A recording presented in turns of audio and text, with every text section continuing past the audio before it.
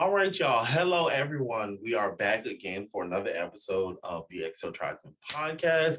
Blah, blah, blah. I don't want to hear. It's been a long time. I'm back. Um, I am here today with the owner, CEO of 100 Brawn. I wanted to interview him because I think he's doing good shit in our community. He is constantly innovating, constantly giving us designs that aren't just stripes on a t-shirt or I don't know. I don't know what the people are doing over at other places, but I like that he's thinking outside the box and giving us designs that we actually want to wear and not just your basic tees. And that's kind of what it is. You know, the big box retailers constantly, I feel like they created a box for us that we have to dress a certain way. And Deshaun of 100 Brawn is like, yeah, we're not doing that shit. We're doing something. We doing good shit. So I wanted y'all to meet him, to get a chance to know the man behind the brand. Actually, that's going to be the title of this podcast because it just came to me. So go ahead, introduce yourself, tell the people about you. So my name is Deshaun. I am the owner and CEO of 100 Brawn, which is the big man's brand. We cater to sizes extra large to 5XL. And we are just, we're 100 Brawn, 100% Brawn. That's who we are. Okay. Well, it's good to know. Now, one of the first things that came to mind when you said you start at extra large to 5X. Now, I've seen this on your TikTok a few times because I'm sure I'm not the only person that's thought of it. You know, what about the large people? You know, large is kind of like, on the little cusp because what you say to the people when we, it's just. It's a hard no for me, dog. It's a hard no. It's a hard no. Okay, cool. Understood. Because there's a reason for that. And I feel like, I don't know if you share this same sentiment, Deshaun, but what I feel like is, especially when it comes to big and tall men's brands, I feel like a lot of time we feel like our space has been, we always have to share or be inclusive to people that aren't always inclusive to us. So then, we start selling, small, medium, large, but you have stores that still sell only up to large. So I like the hard stance on, extra large is where we start. I don't know what to tell you if you don't start at extra large, basically, if it's not your size. And I totally respect that. What was the idea that came to your mind that was like, I'm gonna start a big and tall clothing brand? Like where was that thought? How did that evolve? So this is not my first brand. I had another brand. If you do some deep digging, you will find it online. We're not gonna go into that, but I can't. Yeah, so I had a brand before. It did well. I think that I was doing a brand for the wrong reasons. And then life happened. I had competing tasks and things of that nature. So I decided to give it up. But the wave of entrepreneurship just kept weighing on me very heavy and stuff. And I was like, well, I don't know what else to do. I like the clothing thing, but it gave me PTSD, and I was just like, I don't know what I'm gonna do. And then one day it was like, well, you always have trouble finding clothes that you actually like. So why don't you do something for the big boys? But I pondered on it for like 2 years. So 100 Brawn was like 2 years in the making. Oh, okay. Yes. So, I feel you on that. I feel you on that. Now tell me, what was the pondering for the 2 years about? Like, what was going through your mind? So I had two fears. So one is just the general fear of stepping out and following your dreams and, being scared of failure and things like that. But the other fear was like my insecurities as being a big boy, right? So I knew that, I knew if I did this brand that, we're going to be talking about like my weight. And one of the things that I didn't like to to experience was how I looked, or my weight and things. Because anytime I would go to a family function, or certain things like that, it's always you gain weight, or somebody was always commenting on the way I look. Yeah, You lost oh, you're weight, or you getting, gained, you're getting you know too what I'm saying, stuff big. like that. And during the time I gained the portion of my weight actually, but I was in college, so I was very stressed out. I did my undergrad and my master's degree back to back, so I was super busy. Yes, I was super busy, and I was working full Oh, time and doing all wait, those hold things. on, So wait, hold on a second. Let's not gloss over that fact. You have a master's. What's your master's in? my master's in social work, Okay. And what's your and undergrad in? it's in business. Oh, this is Yeah, why so you're successful. Go ahead, continue. So, if a social worker, they'll tell you all day that it's very stressful and stuff like that. And then just dealing with the life of post grad and stuff, like as a millennial and stuff, like we're the generation that was in a weird place when it comes to, progressing in life and stuff like that. So I had a lot of stressors and things, and like I gained weight. So I knew with creating this brand, it was You're gonna gonna have bring to talk attention about to that. that.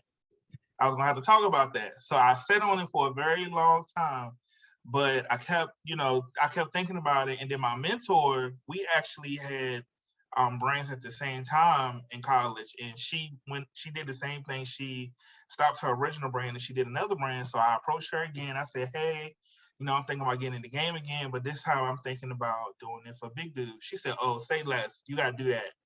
And Oh, it was I just kept like talking that. to her just like that. She was like, do it.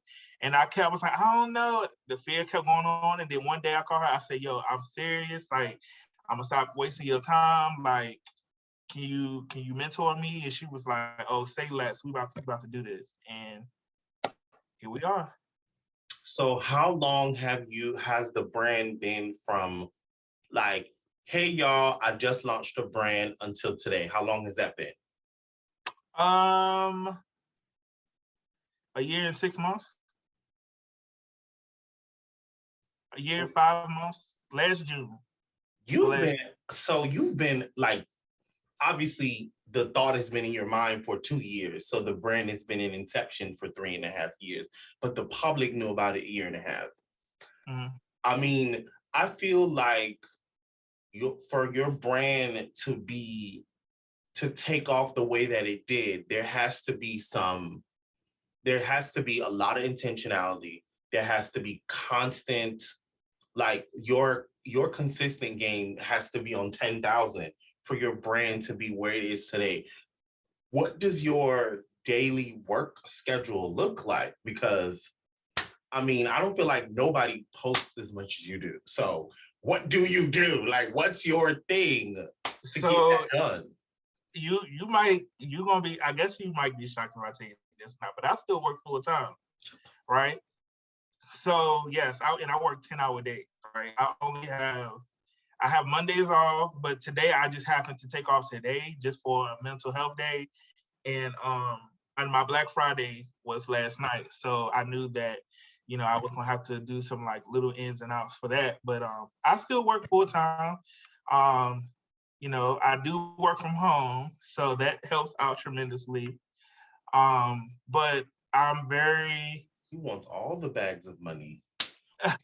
I'm very I'm not the most organized person because I definitely can push that limit when it comes to organization, but I definitely have somewhat of time management skills, I guess you can say, especially being like a social worker and things of that nature. You have to. So I plan my days out. Like I know, when I should do things and when I shouldn't do things. So like I know, like, when I finish with this, I'm gonna get my hair cut. So that tells me that today needs to be a content day and do a whole bunch of content to last me for a while. Yeah. So you batch process your content too. So I batch process my content. So okay. Anything that y'all seen, within these last couple of days, that was done last week. Or any videos from TikTok that was posted, that's been done over like the last week. I agree. I do the same thing because listen, I need to get all my money out this $25 haircut. Okay. So yeah. I'm with you. I do the same thing. Okay. So you were I believe I remember your like initial like, hey guys, I got a brand. If I'm not mistaken, at the beginning, you used to be in the photos. Yeah. Yes, I believe I remember that because I was strolling back to just refresh my memory that you Mm-hmm. used to be the person that were in the photos. Mm-hmm. And now I notice that you're not in the photos, which means obviously that means we're moving on up to the east side. So how has when did you decide to fire yourself from being the model? I felt like, well, I didn't fire myself as a model, so I guess you kind of can say I'm like the spokesperson for my brand, You are, because especially you're like the one that's on TikTok. Yeah, so especially like on TikTok, because I know like the culture on TikTok is definitely different from Instagram and stuff like that. Mm-hmm. So I had to face my insecurities again and be the spokesperson for my brand on TikTok. But I wanted to use. I think I take good pictures as well, but I also wanted to give opportunities to other people to maybe if they wanted to be like a big boy influencer or as a big guy, I've been making people's days like, hey, bro, you want to come model for my brand? Like, who literally stops and asks somebody that's deemed, not attractive to Unmodel society? worthy, right? Yeah, and ask them to model for your brand, and then make them feel good about themselves and stuff like that. And then they like, I've had people that obviously they never done it before, and they're like, bro, I don't know what to do. And I'm like, no, I got you. And then I take the picture and I say, look, bro, like like everything's good, like you look good. And they're like, wow, like this is crazy. Like I never thought like I'd be able to do something like this. And then when you post them, and then the response that they get from the post, they're like, bro, that's crazy. Call me back. And then And yeah. I agree. Those are many of the same reasons why I started this brand, because it's like I wanted to create a space for guys that look like me and you to feel like they deserve to be on New York, in New York City Fashion Week. They deserve to be on a billboard in Times Square just because you know you like a little extra greens and a little extra yams. Down here, you don't deserve to be no bottom too. You know what I mean? So Exactly. that's exactly why I started XL Tribe too. So I love the feeling you get. Like I love that feeling you just described, where the person. I love it even more when a person doesn't even expect it. Like I'll randomly be strolling on Instagram and I'll go to somebody's page and I'll be like, "These some fire ass photos." I'll be like, do you want to be on the Excel Tribe? Because like you could do this. And they're Right. like, do what? And I was like, you could like be a model. Like this could be your career. They're like, man, stop playing me. Like, I'm not joking. It's interesting because like when I'm looking at my wall, so there's a wall in front of me of like all of the different all of the people that I've discovered Mm. that I've discovered along the way.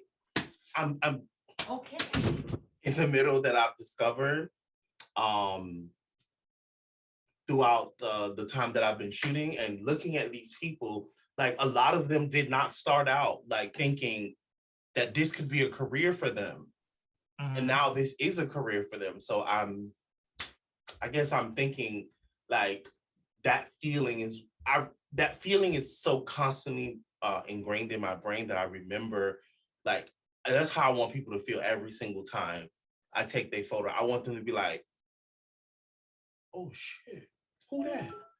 Because a lot of times when you take a picture and you show it back to people, they be like, who that? That's you. You know what I mean? So I like that feeling too.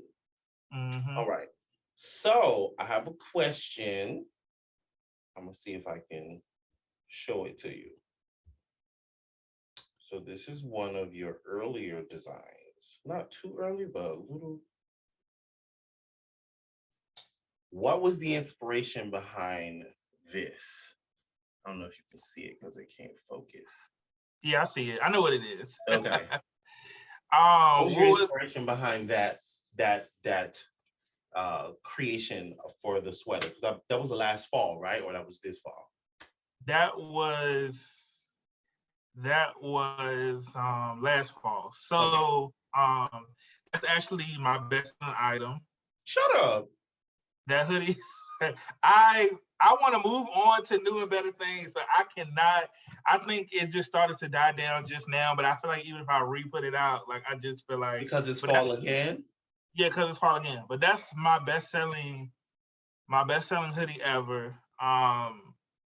The inspiration behind that was I wanted to do a color that resonates with fall, that resonates with because I guess like as big guys we always get referred to as like teddy bears and stuff like that. So and that makes you so I created that. I know that, you know what I mean? And then just something that was just like classic and dope. And then something that the hoodie is very simple, but you can style it in multiple ways. Like you can style it up or you can style it down.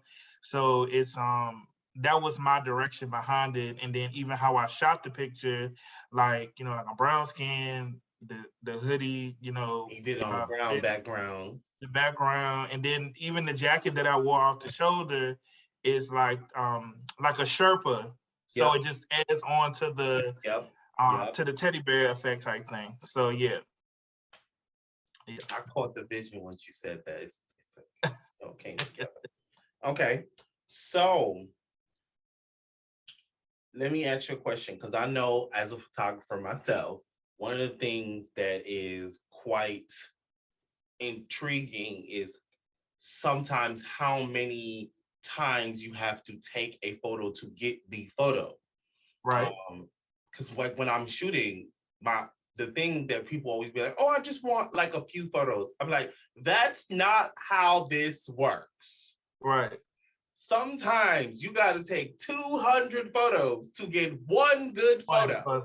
Okay. All right. So how many times did you take? Like how many shots did you take? First of all, was this a self-portrait? Did you shoot this yourself or you had a photographer? I shot that myself. Wait, we have more questions now. So you shot this yourself. And how many shots did you take till you got this one? That one I say about like 6 or 7. Not even trying, like 6 or 7. He trying to play in my face, y'all. I don't like this. 6. Yeah, 6 or 7. Okay. All right. Only 6? 6 or 7. So the trick for me is when I'm shooting myself, like I usually have like an external screen or something where I can see myself on the screen. So before I shoot, I kind of can already see how the picture is going to look. You know what I mean? So and then you can't see it, but in my hand I actually have a timer. So I'm in the clicker to take the pictures. Yeah. So and then I just keep snapping the picture until I get the shot. See, for me, self-portrait is always the hardest. Like shooting other people, maybe I can get the shot in like 20 to 30 shots, but like myself, it's definitely gonna be like 200. So yeah, like for me, it's self-portraits I can do very well. And I think I train myself a lot from my personal Instagram because you know, I had an aspiration where I might be forced into it now, but being a big boy influencer, so I started like, you know, taking pictures of myself and it was working out. So when the brand came along and I had to start taking my own photos for that. It wasn't that hard for you to transition. It wasn't that hard for me to transition. That makes perfect sense. So being that you have your own brand, right? And one thing I've noticed is if you want other people to wear your brand, you have to be in your brand. I notice you wear your brand a lot, but then I only see you on TikTok. So I don't know what you wear like when you like out at them. Well, if you even go to the damn mall, let's stop there.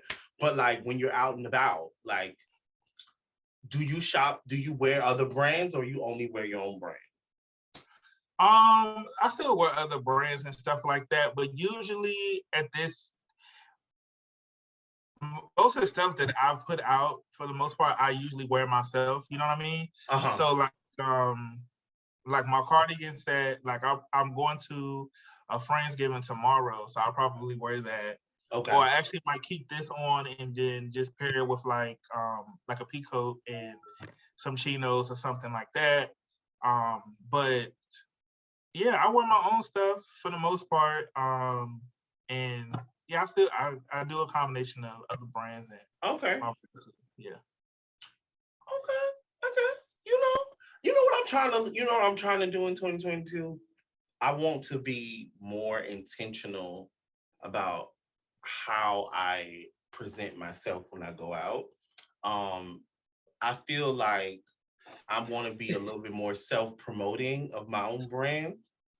So I'm gonna take it a step further too, right? So because we still in the pandemic and things like that, so I do have limited places. Still here. Limited places of where to go, but one of my manufacturers is actually near my home, right? So most of the times I don't. You produce in America? Yeah, some stuff I can get from here, but with the prices. I'm sorry. With the prices that you charge, for real? Yes. The notion is going out the window, child. You ain't got to go to China no more. Oh, I never went to China. So anything that y'all ever received from me, only one item, and that was the chain. But clothing, I don't do China because I don't think they understand plus size. They do not. They don't. So I don't order clothing from them. But yeah, so usually when I go to pick up like my items or whatever, I just wear like, joggers and like a t-shirt. Sometimes it's like my night shirts or whatever. And I got noticed yesterday by somebody else. Not wearing your own brand? I was not wearing my brand. I was looking like somebody dropped me and said who did it. My head was not brushed. And I was like, yep. And I called my people. I was like, y'all, I'm gonna have to start putting on clothes when I like go to certain places because you just never know who you're gonna run into, right? Yeah. Exactly. And that's been the thing for me. It's like, I ain't trying to say I'm like no celebrity, man. But like when I'm noticing who I am, and I'm just be like, don't notice me today. Wait until tomorrow. But that's what I'm saying about being more intentional about, when I'll step out the house looking like, $15 million. I think that's important to me now. Because you never want to be on someone's Instagram looking like who did it and why. Like, it's just not that I necessarily have a problem with it, but I feel like other people perception, well, I don't know. I guess there's a dichotomy here because I guess you can care or not care, but I want to just dress a little better because sometimes I look like how you described when I go to Walmart. And I was like, what if someone sees me here? What if somebody sees me here? So understanding wanting to, elevate myself a little better. So you talked about earlier, having this brand, having to face your insecurities about your weight. So as a big guy myself, I know a little bit about that, but I'll tell you one thing that's very interesting about me, right?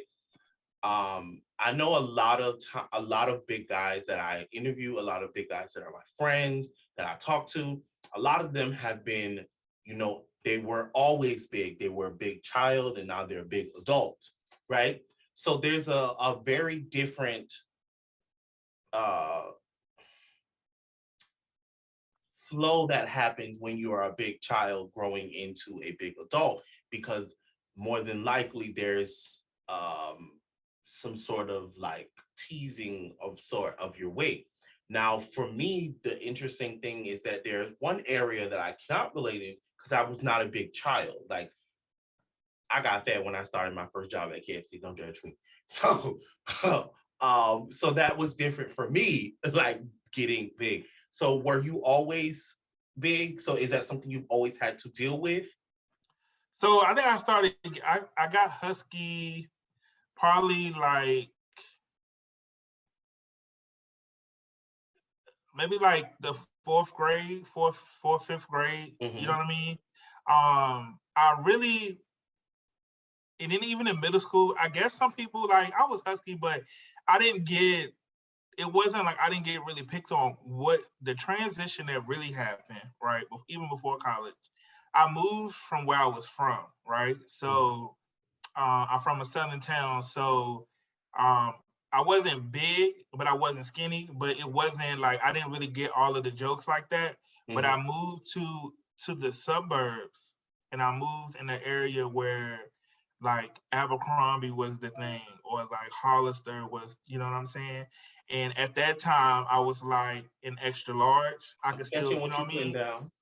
And people would make comments, and then I look back like at my high school pictures, and I was like, I really wasn't big, but people like there were some people that would make comments about it, and then I believed it, and you know what I mean, and it just it just got worse from there and stuff like that. But if I look back like in my pictures, I'd be like, I really wasn't Isn't that big. funny though that you find that to be that's usually the case when you look back on a moment where you was just like where either you felt really big or you or people told you you were big, and then you looking at the picture and then you looking at yourself now, you just be like, but I wasn't big I at would all.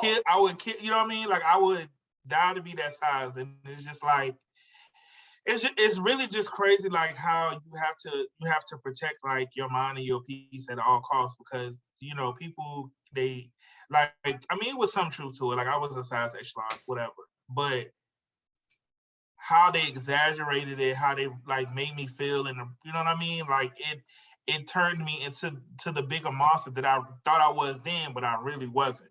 Mm-hmm. So yeah, it's crazy.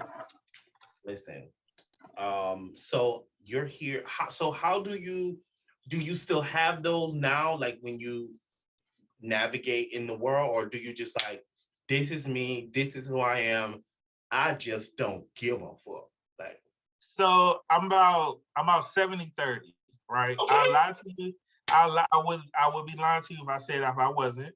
So the 30% is just my personal thoughts about how I shake and move about certain things, about me being a big guy. But the 70%, yes, I don't care. Do I want to be healthy? Of course. Do I have aspirations of losing weight or being healthy? Sure. You know what I mean? But in terms of how people want me to feel about myself, or things that they have to say about people that's larger or whatever, I don't care about that, because a lot of the things that they trying to make me feel bad about, or things that I felt bad about because I was a bigger guy, people that are deemed good looking deals with that being As skinny. well. So Okay.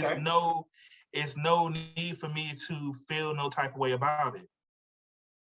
You know what I mean? So that's just like how I feel about it. Like people be like, oh, big people can't, they can't date or they can't find nobody. But I'm looking at my other friends that's deemed, beautiful or whatever, and they don't have nobody. They will look at them and say, on paper, they will say everything about them is great. But you know what I mean? But everything that they want, I actually have it as that big guy. So it's just crazy. Oh, I wish I had a flex bomb right now. Just be like, boom. So I'm just saying that's just one thing. Or people be like, they automatically say all big people are unhealthy, but all of my friends that I've known that have passed away from heart attacks had six packs. So you know what I mean. I'm not saying that being bigger doesn't come with those complications, because it definitely does. But just because you physically look at somebody and one is skinny and one is big, that does not tell you what their health status is. So it's It just does not. yeah. This gonna be the clip right here for all you. I'm just concerned about your weight. Fuck you. You ain't concerned about me, bitch. You don't know me. So next, moving on. So you said that when you moved to the suburbs, where Hollister and Abercrombie was the thing, you were wearing an extra large. So what I want to dive into is, so what was your style like when you were growing up? Like what kind of fashion kid were you, if you were a fashion kid to begin with? But what kind of? Okay, so I am from, you know, an area that's very urban, and when I came up, um, I was into like, you know, like the Rockaware, the Nietzsche. Nietzsche. But you know what? Let's I'm telling my age a little bit, but no, we're gonna come back to Nietzsche and Rockwell, but continue. yeah. So Sean John,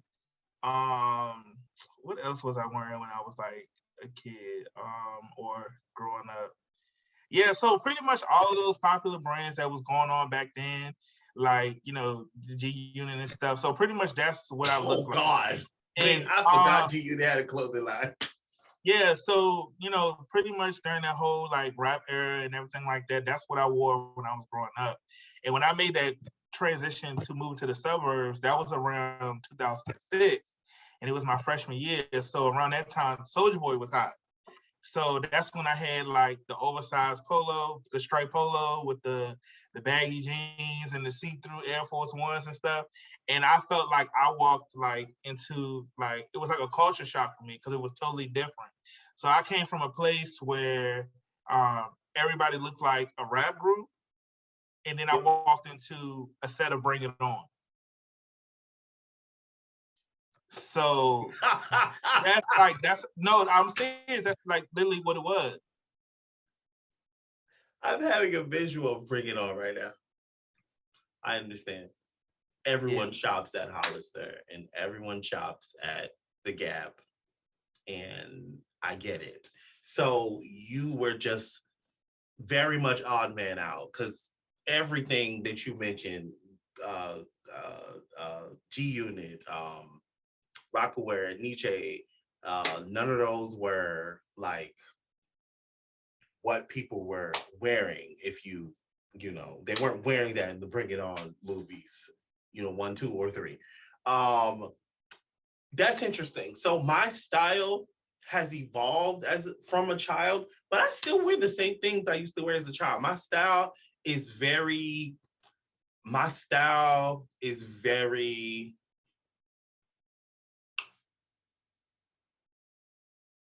my style is very rich, preppy rap dude. I don't even know if I can put them together, but like that's always been my style. So like, and it's funny because when I go to certain areas and I see how people dress, and one day I looked at myself in the mirror and I was like,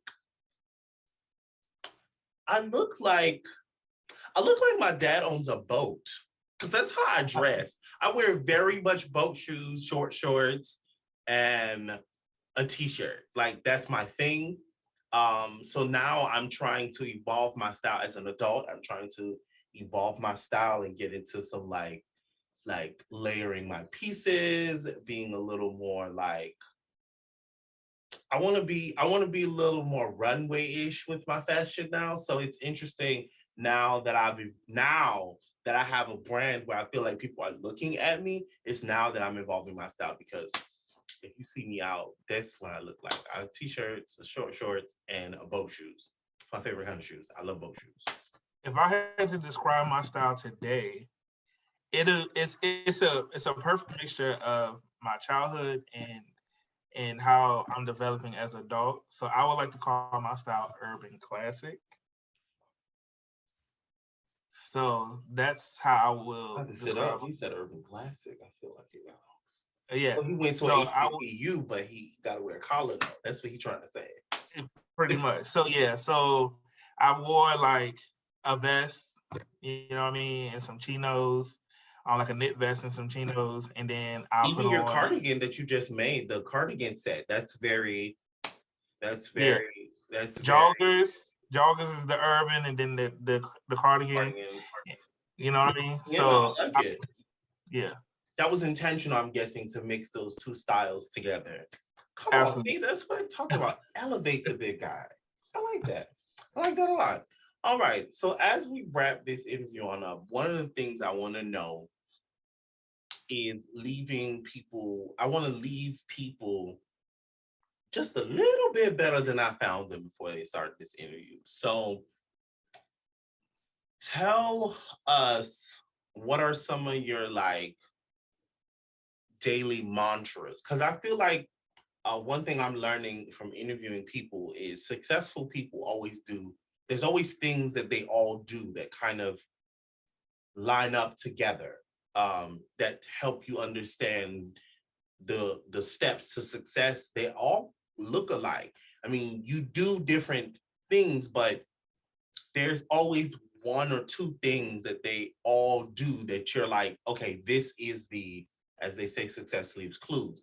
So what are some of your daily mantras, some of the things that you do every day to help the brand be successful? Do it right the first time so it don't be a second time. Oh, That's one. And my mom used to say that to me when I was a kid, and I used to get in trouble all the time. And she was like, I don't understand why you're getting frustrated, because you got to do stuff multiple times. If you did it right the first time, you wouldn't have to do it again for the second time. So that has stuck by me. So whenever I go into something, I look at it and make sure I can do it right the first time, so I don't have to overexert myself to do it again. I don't like wasting my time. So that's one thing about me. I don't like, if I got things to do. I truly believe in there's a time to play and there's a time to party. If I got stuff to do, it needs to get done, because I feel like what you do now is going to determine how your future looks. that's a fact. That So, is a fact. so I make sure that the things I do today set me up so I don't have to work hard in the future. Okay. So yeah, so I do Do it that, right the first time. and then I make a habit of writing down like my goals and stuff like that. So I've noticed maybe like 2 years ago, I had the year prior, I wrote my goals down. And then when the new year came back around and I looked at it, most of my goals was completed. So like I feel like anything that you write down, more than likely it's going to happen. Okay. Or yeah, so I do that a lot. And those are like my daily things that I do, like my daily mantras and stuff. Okay. Do it right the first time and write down your goals. Mhm. And those, my friend, are the keys to why your brand is successful and will continue to succeed. I definitely appreciate you coming on this podcast today. Before we go, tell the people where they can find you if they don't already know you, Mr. Superstar.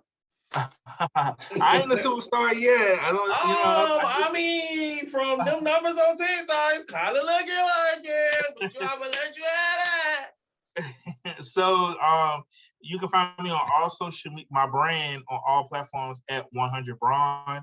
My personal pages on Instagram and TikTok is Isms of Sean, so IZMSOFSHAWN, and yeah. All right. Well, thank you so much for being on the Exo Tries podcast. And until the next one, y'all. Peace out.